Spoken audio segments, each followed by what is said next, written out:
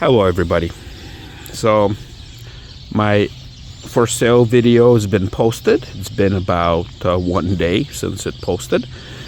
So far, just to give you guys a quick update, 2 gentlemen reached out via email stating that in case if it doesn't sell, to let them know and they might consider it, which I'll be a perfect honesty, I guess I don't understand. What is there, to wait? If you are interested, then just let me know. If it doesn't sell, it's $3,000 for God's sake. So it's not gonna, I don't know how big of a sale anyone is looking for as far as if you want me to take it off your hand for $50, I will. So anyway, I'm sorry. I don't mean to mock these individuals. They're nice. They reached out. I think they're just not serious about purchasing it. One more gentleman, we did have a phone call. He is from Michigan. About 4-hour drive to where I am and where the car is. And he asked me if there's any problems with it. I told him just please watch the video. And if you, still interested in taking a drive for 4 hours one way, let me know. And we agreed he will, and he never did. So I'm assuming it's not his cup of tea either. So anyway, what I am doing right now, the goal of this video is, I will post some other videos. So I'll shoot a couple videos in this rather Saturday abandoned office park, which pretty nice actually. I've never been here before, even though it's very close to where I live. I want to make a few videos while I still have the possession of the vehicle, just to kind of tie everything up. After all, this has been my vehicle, and still is to this minute for 4 years. So I want to make a video. So the goal of this video in particular is what I will miss about this Lincoln Town Car. Lots of memories here, lots of nostalgia, lots of feelings, and so forth. So. And then I will make a couple more videos. Another one will be what I will not miss. And then the other one I'm thinking about is what I think the designers got wrong. But anyway, let's not jump too far ahead. So what will I miss about this car? So not in any particular order. I don't have a script. I'm literally just holding a cell phone and talking and sharing with you my feelings and what I think. Doesn't mean I'm 100% right, but hopefully I'm not 100% wrong either. But these are what I will personally miss. Number 1, the look. I love how this car looks. Now, we all know town cars went through many different variations, from the squarish to an extremely square design. I'll post some pictures. To a less square, but still very square, to rounded off look. But I think they went way too far on that one, and they omitted the hood ornament, which is a huge mistake. And then they went to this body style. Honestly, this is my most favorite body style out of all town cars, and also out of all Panther cars. I know there's a Mercury version, there's a Crown Vic version. I love the way that this car looks. There's something that's very basic about this design, but there's something that they got so right. When you ask kids to draw a car, I think this is what they draw. Seriously, they draw a really huge hood, they draw a really huge trunk, and then they kind of draw the little body, of the car, the passenger compartment in the middle.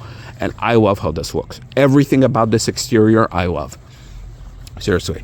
Not sure why. I think it's basic, but this is something that, I don't know, I always loved about these vehicles, and especially this body style. Now, this particular body style is the one that I know the most. This is the body style of when I was working for a car rental company. We were still getting, right? I worked there starting from about 2006, as a matter of fact, and I worked there all the way until 2013. We were getting these body style town cars as our L-car, LCAR. That's a code for a luxury car. Now, we were not getting the Signature Limited. We were getting just the Signature. I think they were all black. So they had the little Signature script. They were all black on black, so no sunroof, no heated seats, no wood on the steering wheel, but they were just basic black cars. And the reason why we were getting them was because even back in 2006, these were the basic town cars. There was plenty of them. And I remember, and this was kind of like my first big introduction. I drove some other town cars even back then. But yeah, but this is the body style that I love the most. That I would love to maybe own. Maybe one in a little bit better condition someday. But yeah, man, trust me, I'm making this video more for myself than for anyone else, because I want to capture, like, this is kind of like my last hoorah. Yeah, everything about this body style I love. All right, so there's that. So how it looks. The next one is right here, this little guy. The hood ornament. Oh God, I will miss this hood ornament a lot. Man, just look at this thing. I don't know, here, let's get rid of the license plate. This hood ornament, I mean, it's such a simple little thing, and there's still cars out there that cost like 8 times what these, cost new, that still have the hood ornament. And, you got your Maybach, your Mercedes-Benz Maybach. But you know what? I don't know. It's something so simple, so elegant. And I love the Lincoln badge. Like, even the symbol, right? There's the little, what is it? The Northern Star, or the Polar Star. I don't remember what it's called, but I think it's called Northern Star. Yeah, I love it. It gives the car, it just ties everything together. I don't know why. And looking at that from the interior, and we will jump into the interior as well, I wish the car still had that. I really do. And the whole idea that, if you hit a pedestrian, yes, it will puncture a lung. Sure it will, but don't get hit by a car. But, even if you do, kind of the idea is that it will go back into its house, and it will kind of retract and hit the hood, and then it'll prop back up. I guess if you have to have a safety feature, then might as well have it. But yeah, I don't know why cars don't have that anymore. Back then, back then, but a lot more cars had the hood ornaments. Now it's only, I know the Rolls Royce, right? The Spirit of Ecstasy. I know the Mercedes-Benz and the Maybach still has. There's probably a few more. Maybe if I find some on Google, I will post. But yeah, very few cars. And I think it's such a simple, elegant feature that just, I don't know why more manufacturers don't use it. All right. So what else? I'm skipping the big trunk, honestly. There's not a whole lot I use it for, to be honest with you. So here's one more. Before we jump inside. It's actually pretty cold, so I need to jump inside. I will miss how this car drives. There's certain thing about driving a huge, which, it is a pretty big car by 2023 standards, and it was kind of a big car by 2006 standards. This thing drives like a I don't know, like a monolith, like some sort of a Titanic. And I haven't driven another vehicle that makes me feel the way that when I push on the gas pedal, how it makes me feel. Now, it's not because it's fast. It is not. It is not because it's green. It is just something about moving what feels like a 20-ton tank, although I think in tank terms it's probably not. Okay, 80-ton tank.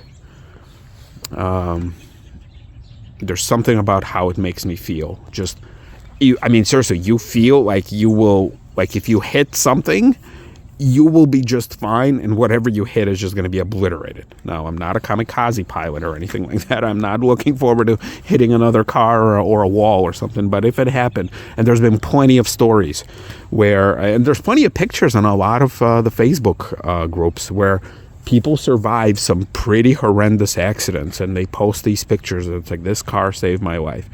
And now, luckily, I'll never learn how that feels, but I, when I get behind the wheel,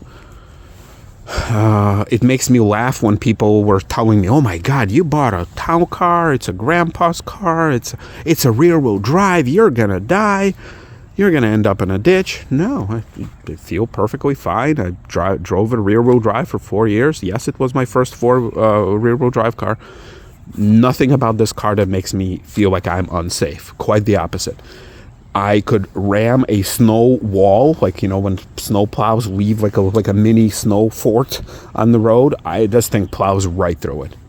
Absolutely no problems of any kind. Here's another thing while I'm thinking.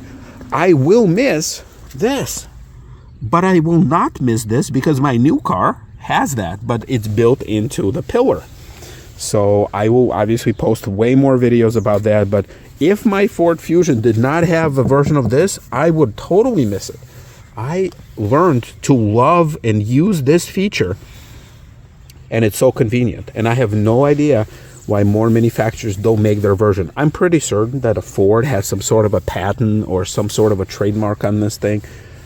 But, you know, I can't imagine it's still, you know, whatever patent it's still, you know, holding true. But, you know, now they learned to build it into the pillar, which is even better than this, because I could never understand why this part was always black, even though the car could be any color. And then that thing, like in this case, it's just, I don't know, it looks odd. Like it's a really cheap plastic that kind of loses its shine. But in any case, if I didn't get another Ford, I would definitely miss this feature. But now that it'll be a Ford, I will not. All right. What I will miss is a sunroof or a moonroof. I can never understand the difference between a sunroof and a moonroof. I think the difference is a moonroof only like tilts up, and then the sunroof can do that and slide open. I'm not 100% sure, to be honest with you, but I've heard it referred to a moonroof and a sunroof and all that stuff. Because my new car does not have that. So I have a love affair with the sunroof. I always drive with the curtain open, in this case also. My new car doesn't have it. So my car before that, a Hyundai Elantra, didn't have it. But the car before that, the Buick LaCrosse, had a huge sunroof. So the one that could open, you know, all the way through the ceiling of the car. So anyway, yeah, I will miss having some extra. Man, just want to capture all that. You got the 2 stars, left and right, up and bottom, I should say. Okay, all right, let's jump inside. It's getting a little cold. Nope. All right. So, oh, well, this looks a little odd, but okay. All right, let's talk about what will I miss on the interior. Well, I already mentioned, yeah, that's how I drive all the time. Very rare does the sun bother me where I have to do this. It's always open. So, looking at the interior, here's what I will miss. I will miss all the wood. Wood here, wood there, all the way across. I'm not sure who is setting the trend on the wood situation, but somebody decided that wood, well, at some point somebody decided that wood was the material to build the whole car out of. So that was the one thing. Then as they transitioned more into metal, then wood became kind of a garnish on the interior. And then as I guess maybe people who hate to see all the wood being cut down, they came up with a way how to make plastic look like wood. And based on all the research and based on all the videos that I saw, out of all the wood in this vehicle, this little strip, right? This angle, and I'm sorry, I know this looks odd, but we'll go for a tiny drive. And I'll try to move the location for my next video. I have a few hours to kill today, so I'll film a whole ton of videos today. Yeah, so this is the only piece of real wood out of the entire vehicle. Now it's starting to kind of have these tiny little cracks. I promise you these are not my fingernails that did that. And if you remember, I mentioned that this is just stitched on. It's not glued on or anything. If the next person who owns it wants to cut it off, and this is just a shrink wrap from the kitchen. It's just so that it could, because I had to cut it out. See, I enjoy wood so much. This is supposed to cover the entire wheel, but because of the wood situation, I cut it out. So yeah, so I will miss the wood. There's something about the wood that just makes me feel all warm and fuzzy. And yes, I understand that real wood will not do this. Right? I get it. It's plastic. I've seen videos of how this wood is born, and it's like dipped in some sort of, so it's literally just a piece of plastic that's dipped into some sort of a paint. And then when it comes out, it looks, when it dries, it's starting to look like this. Now, if you look at it, it matches. So this is the plastic wood. It's the real wood. I mean, they matched it pretty darn well, you know? I mean, right here, too. Now, this right here, this is somebody tried Gorilla Gluing it back. This is famous for falling out. Now, I bought the car like this. It never bothered me. But this right here, this is not factory repair. This is what looks like Gorilla Glue that somebody put a few drops and then it expands out. But then it holds pretty well. I mean, all the windows, everything here works. All right, so there you go. And the mirrors, all that stuff works. So I will, yeah, so definitely the wood. Now the new thing is all the carbon fiber, you know, the new, everything got to be sporty, by the way. These days, everything's got to be sporty. So somebody invented carbon fiber, make the interior carbon fiber. But now there's a new craze. The carbon fiber is so expensive that now people are making fake carbon fiber. Probably the same way that they're making the fake wood. So I don't understand who makes these trends. Like one company makes it and then the other ones just kind of pick it up. I don't get it. Yeah. So anyway, yes, I will definitely miss the wood. The Ford Fusion has like zero wood of any kind. It doesn't have fake carbon fiber, it just has a lot of black plastic, but oh well. All right, next, seats. I will miss these seats. So I made plenty of videos about the seats, right? I mean, the seat here, let's come out of here. Oh, so it doesn't beep. All right. This is probably the most comfortable the driver's seat I ever sat in. Like, I kid you not. I kid you not. It is one of the best seats. Now, these seats, I will talk about these seats where I will not miss a video too, because there's a darker story behind this. But the way that I set up this seat with the extra foam, it's the most comfortable seat ever. Seriously. Now, as much as the front seats are comfy, I mean, the rear seats are I mean, I can't describe them. I mean, I will sit before this car goes into the sunset for me. I don't know when it's going to happen, but I kid you not. The back seats are like just period the most comfortable seat in a car, probably to this day. I know the modern seats, they can massage you, they can cool you, they can heat you, they can do all sorts of crap. But the back seats in this car and the front seats, they are phenomenal. I never got to ride in the back seat of this vehicle, so.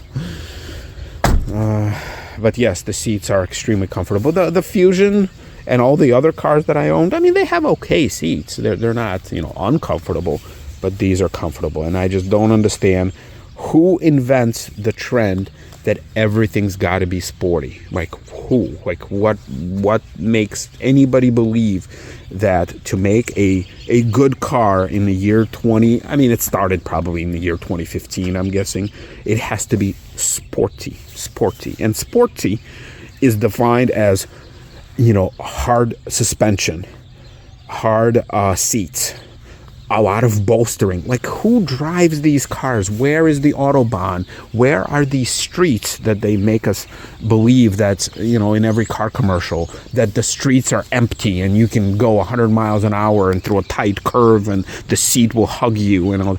No, that's not how 99.9% of people drive. 99.5% of people drive these vehicles to these offices at probably an average of 30 miles an hour. These cars sit in these parking lots for 8 to 9 hours, or 8.5 to 9 hours, and then the very same people, they jump in these cars and then they go an average of 30 miles an hour to their homes. And that is it, 5 days a week. And then if they carve a canyon, that happens once every few years on vacation. So I don't understand. So these seats are the most freaking comfortable. And I will miss them dearly. All right, next. I will miss the clock. This clock right here. It has no practical use.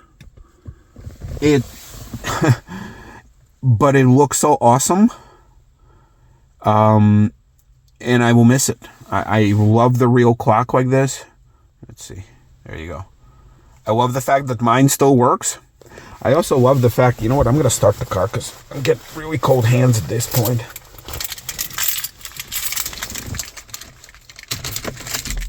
Oh, So here's a perfect, okay, here, for those of you who are still watching, here's a perfect thing what I was talking about. So here, I got the key in. It's in park. You see that? You can hear, oh, maybe you can't hear the suspension, the air suspension. You see, I'm turning the key, nothing happens. You see this? So now I'm putting my foot on the brake. I'm putting it in neutral. There you go. So that's what I was talking about in my video, that it wasn't doing it back then, is I had to put it, so there's something about, there's something about the switch. See that? There's a little play in it where if I don't like hit it just right, it will pretend like it's not in park. But as soon as you put it in neutral, started, then it works. And the car is in park, so there's something, maybe a fraction of an inch that doesn't, that doesn't hit. But now I could actually show it to you. And when that happens, the remote start doesn't work. So you have to, start it manual like I just showed you. But anyway, that's not the point here. Here's the fun little tidbit. Right? So you got the clock here. These radios, these Ford radios, has been in every single, Ford vehicle for probably 15 years during that time where these vehicles were manufactured. And in a lot of them that didn't have the clock, because the town car is the only one with the clock, this area right here is what was used to put a normal digital clock. And I think, because there's been times where the sun would hit this area just right, and you could see the outline of a digital clock that they disabled because you have this clock. So they went an extra mile to disable a feature. Otherwise, you'd have a digital clock here, and then you would have the analog here. So it's kind of like, what the hell is going on? But yeah, but I love this clock. Now, yes, it takes a second or two more to kind of look at the clock and understand what time it is versus just a digital readout or looking at your phone. But I tell you, it's just something about this clock that I know there's still Lexuses that have the clock, and I think Mercedes has the clock, but this was like an average, a little bit better, well-off person's clock. And it works, yeah. These little wings control the time, and yeah, when we moved the time like an hour back or something, yeah, I use these little wings, put the clock back, and that's it. So yeah, look, this is what it is, and this is what I was talking about. Just seeing that little star, that guiding star on the hood, and just sitting here, smelling. Oh, smell! God, I forgot about the smell. This car still smells good. Can you believe that? Especially when it's hot out and the car kind of sat a little bit just this past summer. It still has the leather smell. So I have no idea what kind of cancer-causing chemicals they've put in these seats. Or in the leather, like in the armrest. And by the way, the armrest, this is the most comfy armrest I've ever experienced in any car. It's really nice and squishy. This armrest, on the other hand, is, not so good. But I'll talk about it in my what I'm not going to miss video. Yeah, it's awesome. It is awesome. So, there you go. Putting it, there you go. Yeah, and just, I already talked about how this car makes me feel when I drive it. Yeah, it feels really solid, just really freaking solid. And you got that hood, you just point the star and you go there. And the ride, the whole ride is so nice and smooth. I have no freaking idea. What am I gonna do? What am I gonna do? How am I gonna drive another car? I will, I'll get used to it, but man, they knew what they were doing. Yeah, and the simplicity too, just look how simple it is. This is probably the last car I'm ever going to own without a screen of any kind. Yeah, like these screens, and that screen doesn't count, so. All right, guys, just not to make this video 2 hours long. Gotta buckle up too. This is all the stuff that I'm going to miss about this car. And guess what? There are some things that I will not miss on this car, but that's for another day, for another video, and I will keep them coming to the extent that I'm still able to. And look, I really hope that one of you guys reaches out to me like with a more serious kind of a proposal. And yeah, look, I understand that the whole idea of somebody driving for 4 hours one way, yeah, of course. Look at a zip code 60061, right? That's where the car is, zip code 60061. So yeah, if you're not you know, somewhere close, I understand for a $3,000 car, it's not worth for you to kill a day and a tank of gas to come see it, you know, in hopes that you're gonna like it. But yeah, in general, that's where the car is, and yeah, I'll keep you guys posted. Thank you, and see you, everybody.